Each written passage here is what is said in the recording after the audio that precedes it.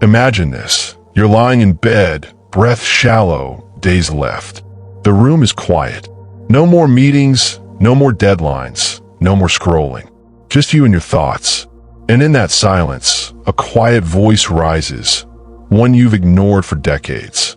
It asks, did I really live? Or did I just exist? Most people never hear that question until it's too late. They look back and feel a heavy ache, not from pain, but from regret. The kind that whispers, I wasted time on things that didn't matter. If that fear grips you right now, even a little, stay with me. Because today we're facing the top 5 regrets of the dying, straight from those who've already crossed the threshold. These aren't theories, they're final truths. And the good news? You can still choose differently. If this message is hitting home, hit that like button now. It helps spread this wisdom, and subscribe with notifications on. Let's build a life without these regrets together. Number 1, I wish I had let myself be happier. Happiness is not something that happens to you. It is a choice you make every day, yet so many postpone it, waiting for the right conditions that never fully arrive. The dying often realize that joy was always available, hidden behind habits of complaint, comparison, and an overly serious approach to life that drains the spirit. They chased external markers, money, status, approval, believing those would bring lasting peace, only to find the heart remains empty without giving yourself inner permission to feel light and free. Stoicism teaches us that our judgments create most of our suffering, not the events themselves that unfold around us. By choosing to see obstacles as opportunities for growth and releasing attachment to uncontrollable outcomes, we reclaim the power to be content in the present moment, not some distant future. This shift requires daily practice, starting with small acts of gratitude that rewire the mind toward positivity. Many on their deathbeds confess they had grown far too accustomed to stress, almost wearing it as a badge of importance that validated their existence in a busy world. They worried endlessly about things that never came to pass, let small annoyances steal precious hours from their days, and forgot that happiness is often simple. A quiet walk in nature, a shared laugh with a stranger, or quiet gratitude for the gift of breath.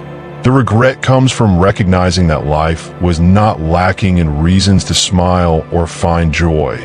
It was lacking in the deliberate decision to smile anyway, regardless of circumstances. As Marcus Aurelius wrote in his Meditations, you have power over your mind, not outside events. Realize this, and you will find strength to endure and thrive. This wisdom reminds us that true happiness stems from internal control, not external perfection. Embracing this philosophy early can prevent a lifetime of self-imposed burdens. To avoid this regret entirely, practice deliberate joy as a disciplined habit woven into your routine. Start each day by listing 3 things worthy of thanks, no matter how small or ordinary they may seem in a moment. Train yourself to notice beauty amid chaos, like the warmth of sunlight or the kindness in a glance. When anger or frustration rises unexpectedly, pause and ask yourself, will this matter in a year, in 10 years from now? Most times, the honest answer is no, and this perspective dissolves the negativity quickly. Happiness is not the absence of all pain or challenges. It is the presence of a balanced perspective that allows light to shine through. The dying wish they had chosen this lightness sooner, freeing themselves from the heavy chains of unnecessary gloom. External circumstances change constantly and unpredictably. Wealth comes and goes with the tides of fortune. Health fades over time for everyone. But your inner state can remain steady and resilient if cultivated properly. The Stoics knew well that externals are indifferent to our core well-being. Only virtue and tranquility truly matter in the grand scheme. By focusing intently on what is within your control, your reactions, your choices, your attitudes, you stop waiting passively for life to get better on its own. Instead, you start living it fully and intentionally right where you stand. This empowering shift alone has the power to dissolve much of the unnecessary suffering we heap upon ourselves daily. It transforms regret into proactive wisdom for a more fulfilled existence. Reflect honestly on your own patterns. How often do you postpone happiness until after something specific? After work wraps up? After achieving success? After retirement finally arrives? The dying learn through bitter experience that there is no guaranteed after waiting just around the corner. There's only the eternal now, fragile and fleeting as it is. Grant yourself permission to enjoy the present without any guilt or hesitation holding you back. Laugh more freely in everyday moments. Savor simple pleasures like a good meal or a sunset. These small rebellions against habitual gloom build a life that ends in genuine peace, not lingering longing or what-ifs. Ultimately, letting yourself be happier is an act of profound courage in a world that often glorifies struggle and seriousness. It means defying the cultural script that equates constant busyness and hardship with personal worth or achievement. Choose joy as a daily discipline, committing to it even on tough days when it feels unnatural. When your time on earth comes to a close, you will look back not with an ache of missed opportunities, but with quiet satisfaction and fulfillment. I lived well. I chose happiness amid it all. This choice echoes through eternity in the legacy you leave. Make it yours today without delay. Number 2, I wish I had stayed in touch with my friends. In the end, when all is stripped away, achievements fade into distant memories, possessions are left behind for others to handle, but relationships endure vividly in the heart's final recollections. The dying often spoke of old friends with a mix of tenderness and deep sorrow.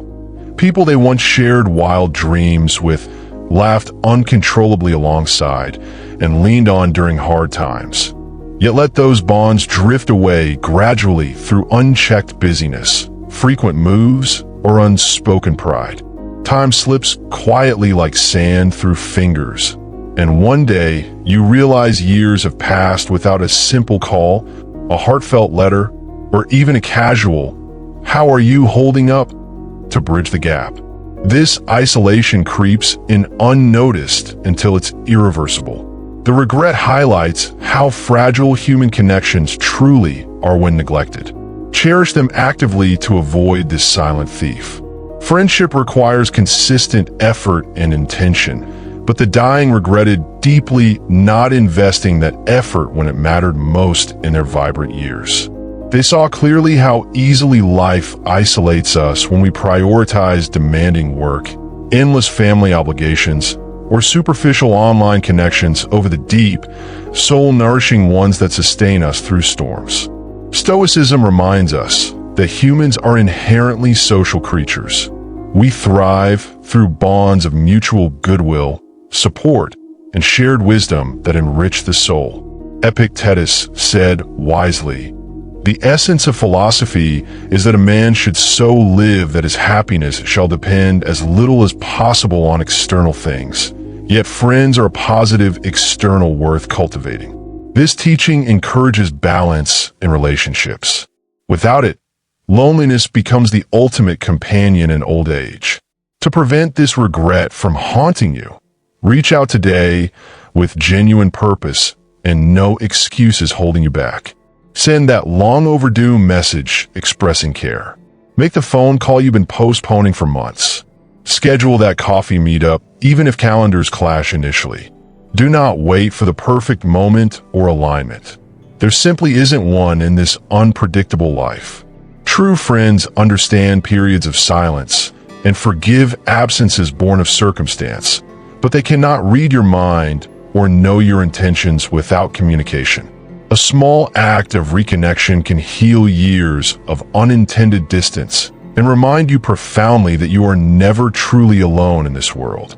Reflect deeply on your current circle of connections. Who has seen you at your absolute worst and chosen to stay steadfast by your side? who lifts your spirits without ever asking for credit or reciprocation in return. Nurture those precious ties with intentional care and attention. Listen deeply and empathetically when they speak about their lives. Share your own vulnerabilities openly to foster trust. Relationships deepen and endure through raw honesty, not superficial perfection or convenience alone. The dying wished desperately they had valued consistent presence over fleeting convenience in their prime. Busyness is the silent thief that steals friendships away piece by piece if unchecked. We tell ourselves later repeatedly, but that vague later often becomes never in the rush of daily demands. Make time for friends non-negotiable in your schedule, treating it as essential as breathing. A quick note of appreciation, a shared fond memory, a simple check-in on their well-being. These small threads weave a resilient safety net for the soul during tough times. When illness, loss, or hardship inevitably arrives, you will draw immense strength from knowing you showed up meaningfully for others. This proactive approach turns potential regret into enduring gratitude. In the final moments of life, the heart craves authentic connection above all else, not accolades or material accumulations that gather dust. Choose to live in a way that your last thoughts are filled with love, given freely and received warmly from friends. Stay in touch diligently, making the effort a habit rather than an afterthought. The investment is surprisingly small compared to the profound peace it brings at life's end. Build those bridges now before the river of time widens too far. Your future self will thank you eternally for this wisdom. Number 3, I wish I'd had the courage to express my feelings.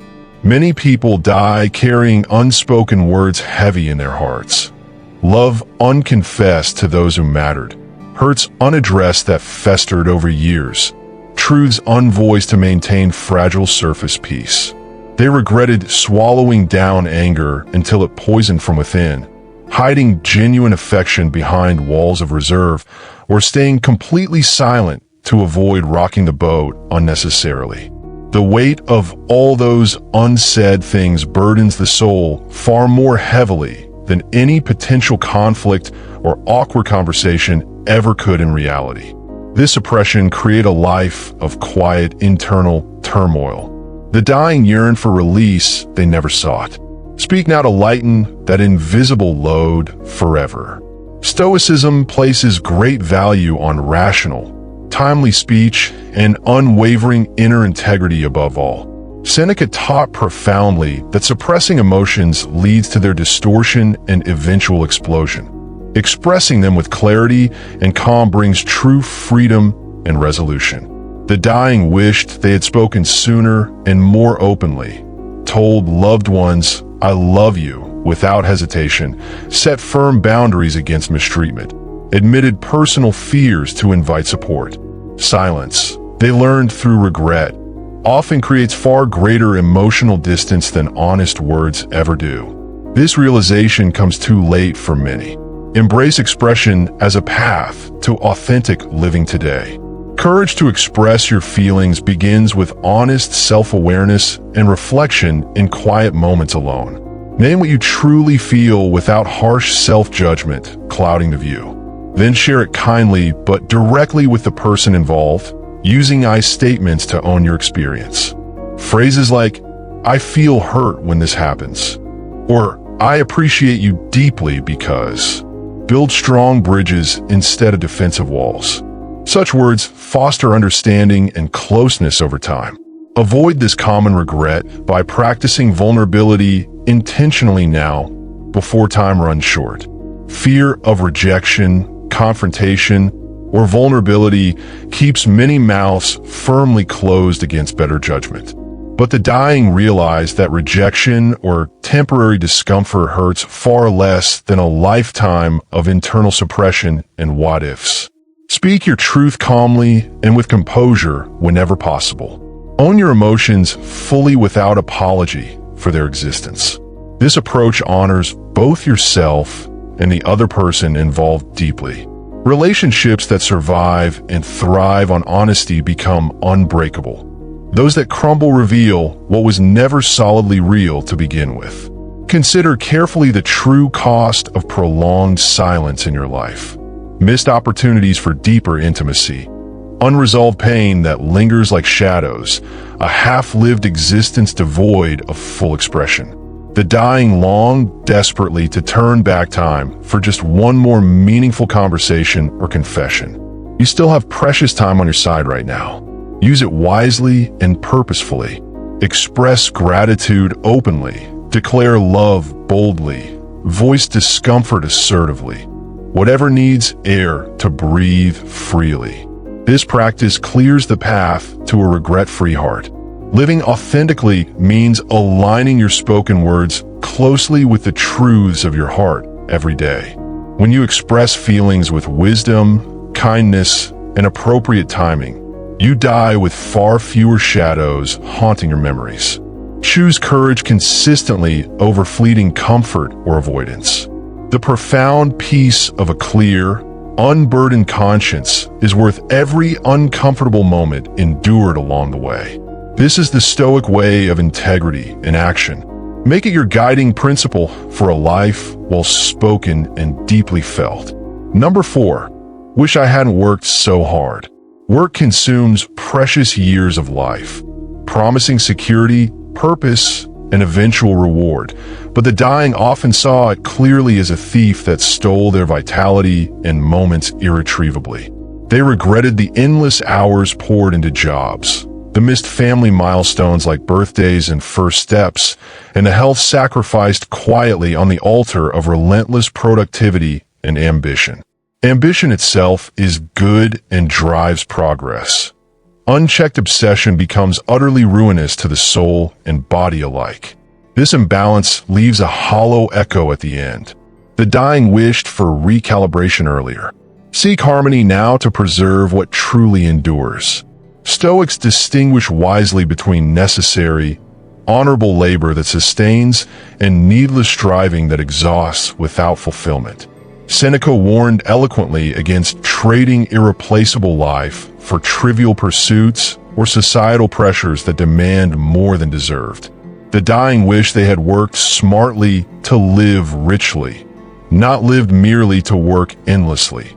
Choosing balance with family dinners, adequate rest, meaningful hobbies over constant overtime and eventual burnout.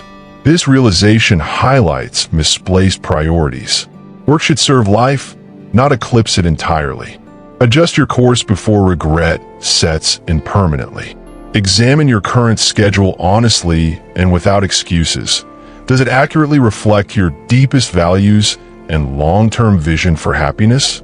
Protect sacred time for relationships, health, and personal growth fiercely. Set clear boundaries at work and home without guilt. Learn to say no gracefully when demands conflict with your well-being. Wealth accumulated means very little if you have no energy or time left to enjoy it fully. Redefine success personally as a life well lived in balance, not just well earned through exhaustion. The great illusion is that one day you'll finally rest and enjoy after the big promotion lands, after the mortgage is paid off, after the kids finish college successfully. The dying learned through harsh truth that this mythical one day rarely arrives as planned or hoped. Work hard with dedication, yes, but never at the complete expense of living vibrantly in the present. Presence with loved ones, maintaining physical health, and pursuing simple joys outlast any paycheck or title earned. Prioritize accordingly to avoid the trap. To sidestep this pervasive regret, audit your days and weeks regularly with a critical eye. Identify what drains your energy without true reward and delegate, automate, or eliminate it ruthlessly. Remember always, no one on their deathbed ever wishes for more meetings attended or emails cleared. They wish desperately for more meaningful moments shared and memories created. Build habits that honor this truth daily. Your future reflections will be grateful for this foresight and discipline. Balance in life is the hallmark of true wisdom and self-mastery. Work with clear purpose and excellence, but always leave ample room for wonder, rest, and connection.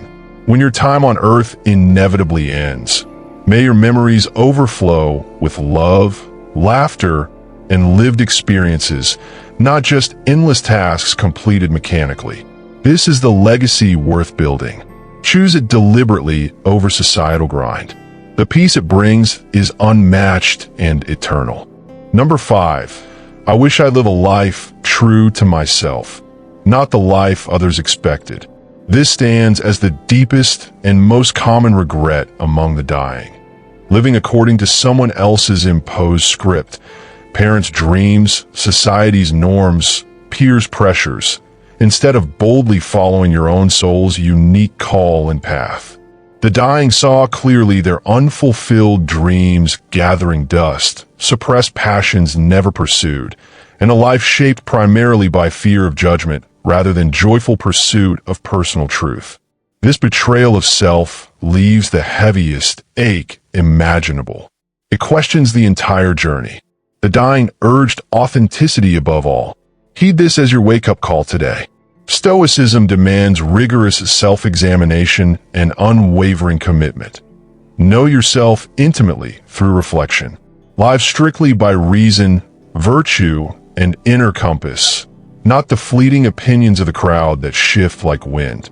Marcus Aurelius urged himself daily, waste no more time arguing what a good man should be. Be 1 inch in action and truth. The dying wished profoundly they had dared this authenticity much sooner in their lives. Conformity offers safety, but at the cost of aliveness. Break free to live genuinely now.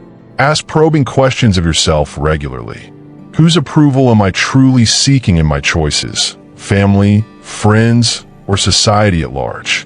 What would I pursue passionately if no one was watching or judging me harshly?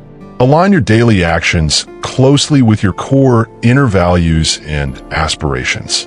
Ignore the distracting noise of the crowd's expectations and criticisms. True fulfillment and peace comes solely from living with personal integrity, not forced conformity to external molds. This is the foundation of a regret-free existence. Courage to live true means willingly risking disapproval, potential failure, and periods of uncertainty along the way. But the dying realized that the alternative, living someone else's prescribed life, is the greatest loss of all, a slow erosion of the spirit. They regretted choosing perceived safety over vibrant aliveness every time. Choose your own authentic path forward, even if it feels lonely or uncertain at first steps. Over time, it reveals its rewards abundantly. This bravery defines a meaningful life. Start implementing this today in small, manageable ways. Say no firmly to expectations that don't align with your truth. Pursue one long-ignored dream or passion with consistent effort. Build supportive habits that honor your unique nature and strengths. Over weeks and months, the life you intentionally build will feel like a true homecoming to yourself. No external regret can ever touch or diminish a life lived with such fidelity to your essence. Commit to this journey wholeheartedly. In the end, you answer only to your own conscience and the universe's impartial judgment, not the opinions of others. Live deliberately so that when you look back from your final moments, you feel no betrayal of your own spirit or wasted potential. This is the ultimate freedom Stoicism promises and delivers. This is the life entirely without deep regret shadowing it. Choose it boldly right now, because time is far shorter and more precious than you might think. Act on it today. Number 6, I wish I had taken better care of my body and health. The body is the only vessel we are given for this one life. Yet so many treat it carelessly, as if it were replaceable or indestructible. The dying frequently looked back and saw years of neglect. Poor sleep, junk food eaten in haste, movement avoided, stress allowed to accumulate unchecked. only to realize how those small daily choices compounded into irreversible decline. They regretted not viewing health as sacred duty rather than optional luxury. Stoicism teaches that we do not own the body. We are merely its temporary stewards. Epictetus reminded us that what is given to us can be taken away at any moment. Therefore, care for it diligently, not out of vanity, but out of respect for the brief time we are loaned this instrument of experience. Many confess they waited until pain or diagnosis forced attention, only to discover the damage was already far advanced. They wish they had moved their bodies daily, not for six-pack abs, but for the simple joy of walking without effort, breathing without strain, sleeping deeply without pills. Health is quiet wealth that most people only notice when it begins to vanish. The regret is not dramatic. It is mundane and therefore piercing. I could have felt this good for decades if I had started earlier. Marcus Aurelius wrote that we should live each day as if it were our last, which includes treating the body with the seriousness that finality demands. Prevention is invisible until it is too late. That is why so few practice it. To escape this regret, begin with radical honesty about your current habits. Ask, am I fueling or poisoning this body? Am I resting or running it into the ground? Am I moving it enough to keep it capable? Small, consistent choices, walking after meals, drinking water instead of soda, sleeping by the same hour, create enormous difference over years. The Stoic does not chase extremes. He pursues what is sustainable and rational. Health is not about perfection. It is about reasonable stewardship that allows you to live fully rather than merely survive. Start today, because the body remembers every day you ignored it. Society glorifies hustle and sacrifice, often at the direct expense of physical well-being. The dying saw clearly that no achievement is worth chronic exhaustion, constant inflammation, or a heart that beats irregularly from years of stress. They wish they had said no more often to late nights, extra shifts, and emotional eating used as comfort. True strength lies in discipline that preserves energy rather than burns it recklessly. When you care for your body, you honor the future self who will need that same body to experience love, beauty, adventure, and quiet contemplation. Neglect it, and you rob that future self of possibility. Reflect on the simple truth. Every ache, every limitation, every medication you take later in life began as a choice made earlier, usually a small, repeated one.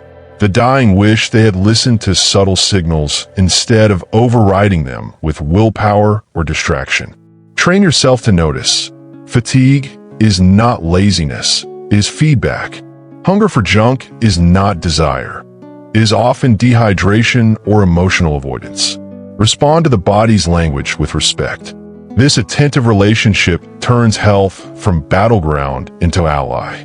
The reward is years of vitality that no money can purchase once lost. In the end, the body returns to the earth regardless of care, but the quality of the journey depends almost entirely on how you treat it along the way.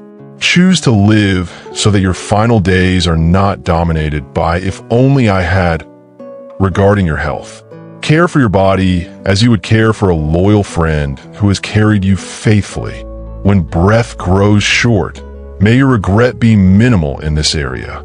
That peace is earned through daily, unglamorous discipline. Begin now. Time is the only currency that cannot be replaced. Number 7. I wish I had spent more time in silence and reflection. In a world drowning in noise, notifications, and endless distraction, the dying often realized they had never truly learned to sit still with their own thoughts. They filled every gap with activity, screens, conversation, music, anything to avoid the discomfort of quiet self-examination. Yet in those last silent hours, when all external input was finally stripped away, they discovered how much wisdom, clarity, and peace had been waiting for them all along in stillness. Stoicism places enormous value on solitude and reflection. Seneca called it the foundation of a well-examined life. Without it, we live reactively rather than intentionally. Many confess they feared silence because it forced them to face unresolved grief, unacknowledged fears, or the emptiness they had tried to outrun. They regretted never building the muscle of sitting alone without reaching for a phone or turning on noise. That fear kept them shallow, always skimming the surface of existence. The dying wished they had cultivated silence earlier, not as punishment, but as fertile ground where insight grows. Marcus Aurelius began each day in quiet reflection and ended it the same way. He understood that clarity is born in stillness, not in busyness. To avoid this regret, carve out deliberate silence every day, even if only 10 minutes at first. Sit without agenda, without trying to meditate perfectly. Let thoughts come and go like clouds. Observe them without judgment. Over time, this practice reveals patterns, desires, and truths you had buried under noise. The Stoic uses silence not to empty the mind, but to listen to it honestly. What you discover there, when you stop running, is often the very guidance you spent years seeking outside yourself. Modern life is engineered to prevent reflection. Every spare moment is monetized by someone else's attention economy. The dying saw how they had outsourced their inner world to algorithms, opinions, and entertainment. They wished they had protected time for solitude as fiercely as they protected work hours or social plans. Silence is not emptiness. It is space where the soul can breathe, where priorities reorder themselves naturally, where the small voice of conscience can finally be heard above the roar. Consider how many major life decisions you made while distracted, tired, or influenced by the crowd's noise. The dying regretted choices made in haste or conformity because they never gave themselves quiet space to ask, is this truly what I want? Is this aligned with virtue? Reflection saves years of wandering. It prevents following paths that look good on paper but feel hollow inside. Make silence a non-negotiable appointment with yourself. The insights gained there are worth more than most hours spent consuming content. When the final silence arrives, the one that cannot be filled or escaped, the mind that has practiced stillness meets it as an old friend, not a terrifying stranger. Choose to befriend silence now. Let it teach you who you are beneath the roles, achievements, and masks. In that relationship, you find freedom from external validation and inner peace that no circumstance can disturb. The regret of a noisy, unexamined life is heavy. The gift of a reflective one is lightness that lasts until the end. Number 8, I wish I had forgiven more readily. Carrying resentment is like drinking poison while hoping the other person suffers.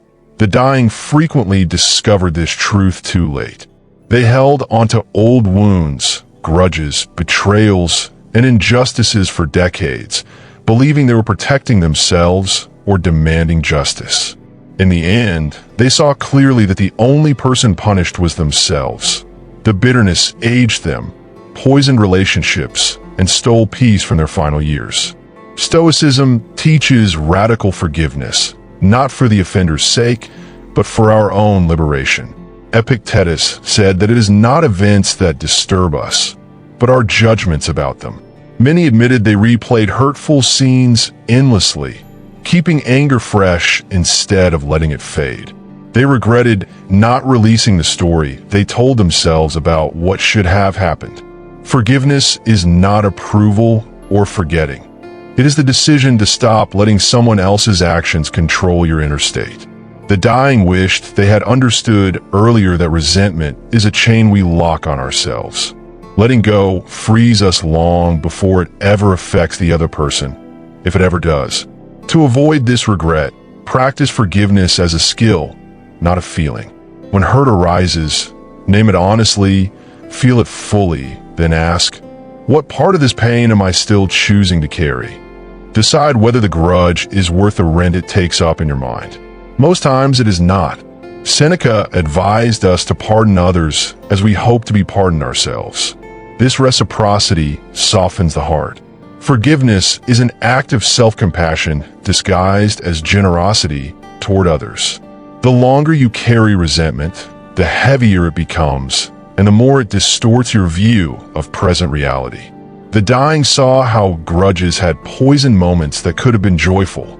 They wished they had forgiven, not because the other person deserved it, but because they themselves deserved peace. Holding on gives the past endless power. Releasing gives the present back its sovereignty. This is the Stoic path.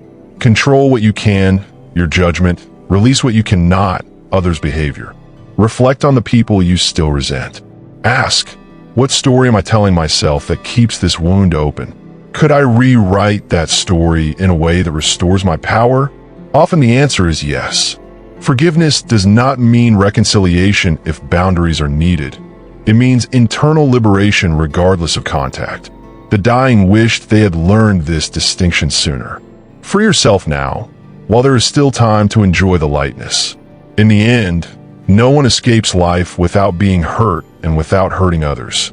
The measure of a life is not how many times you were wronged, but how many times you chose to set the burden down. Forgive freely, not for them, but for the peace of your own soul. When your time comes, may your heart be light of old poisons. That freedom is one of the greatest gifts you can give yourself before the final breath. Number 9, I wish I had been more present with the people I loved. The dying often looked back and saw how frequently they were physically present but mentally absent, scrolling phones during conversations, mentally planning the next task, half listening while thinking of work. They regretted treating loved ones as background noise instead of the main event. Presence is the greatest gift we can offer another human being, yet it costs nothing but attention. Stoicism calls us to live fully in the now. The past is gone. The future is not guaranteed. When we fail to be present, we fail to live. Many confess they were so focused on providing, achieving, or fixing that they missed the fleeting beauty of ordinary moments. A child's laugh, a partner's quiet sigh, a parent's story told for the 100th time. They wish they had put devices away, closed laptops, and simply sat in the company of those they loved without agenda. The dying realized too late that attention is the currency of love. Spend it lavishly on the people who matter while they are still here. To prevent this regret, make presence a deliberate practice. When you are with someone, be completely with them. Put the phone in another room. Make eye contact. Listen without preparing your response. Ask questions that show curiosity rather than judgment. These small acts communicate value more powerfully than any gift or grand gesture. The Stoic knows that each moment is unrepeatable. Treat it accordingly. Busyness is the socially acceptable excuse for absence. The dying saw how they had used "I'm busy" to justify emotional distance, only to realize that no one remembers how hard you worked. They remember how present you were or weren't. Protect time with loved ones as sacred. Let work wait. Let the email sit. Presence cannot be outsourced or caught up on later. It either happens now or it never happens. Consider the people you love most. Imagine their final conversation with you. What would they say they cherished? Rarely is it your productivity or bank balance. It is almost always the moments you are fully there, laughing together, listening without distraction, holding space for their feelings. Give that gift now repeatedly. The memory of your presence will comfort them long after you are gone, and it will comfort you when you reflect on your own life. In the end, love is measured not by intensity, but by attention. Be present while there is still time to be present. When the last breath comes, may your heart be full of memories of shared presence rather than missed opportunities. This is one of the purest ways to live without regret, to have truly seen and been seen by the people who mattered most. Choose presence today. It is the only moment that is truly yours to give. Number 10, I wish I had dared more greatly. The dying frequently looked back and saw a life played small. Opportunities declined, dreams postponed, risks avoided, all because of fear disguised as practicality. They regretted not daring more greatly while strength and time are still on their side. Stoicism does not counsel recklessness, but it does demand courage in the face of uncertainty. Seneca wrote that we suffer more in imagination than in reality. Most fears never materialize, yet they paralyze us nonetheless. Many confess they chose the safe path so consistently that they never discovered what they were truly capable of. They wish they had started the business, written the book, moved to the new country, asked the person out, spoken the hard truth, while the window was open. The regret is not failure, it is never having tried. A life without bold attempts leaves a peculiar emptiness, the ache of unlived potential. To avoid this regret, redefine fear as a signal that something meaningful is at stake. When fear arises, ask, what would I do if I were guaranteed not to die from embarrassment or rejection? Then move toward that action in small, deliberate steps. Courage is not the absence of fear, it is action despite fear. The Stoic trains himself to act according to reason and virtue, even when emotion protests. Comfort is the enemy of growth. The dying saw how they had traded aliveness for security, only to find that security is an illusion. Life takes everything eventually anyway. They wish they had risked more while the stakes still felt high. Daring greatly does not mean foolishness. It means refusing to let what if prevent what could be. Each bold step expands the self and proves that you are larger than your fears. Reflect honestly. What dream have you buried because it felt too risky, too late, too unconventional? The dying wish they had dug those dreams up sooner.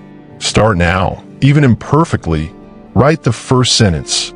Take the first lesson. Make the first call. Momentum builds courage faster than planning ever will. The only true failure is never beginning. In the final analysis, a life without daring is a life half-lived. When your time comes, may you look back and see not a perfect record, but a courageous one, full of attempts, falls, recoveries, and bold reaches toward what mattered. That is the legacy without heavy regret. Dare greatly while you still can. The universe does not reward hesitation. It honors action taken in the face of fear. Choose boldness today. Your future self will bow in gratitude.